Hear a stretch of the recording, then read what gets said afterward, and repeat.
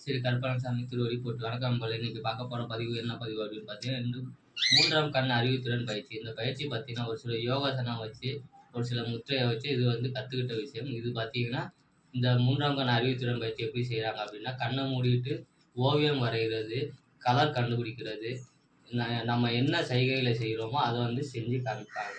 இப்போ அதை பத்தி பார்க்கலாம்.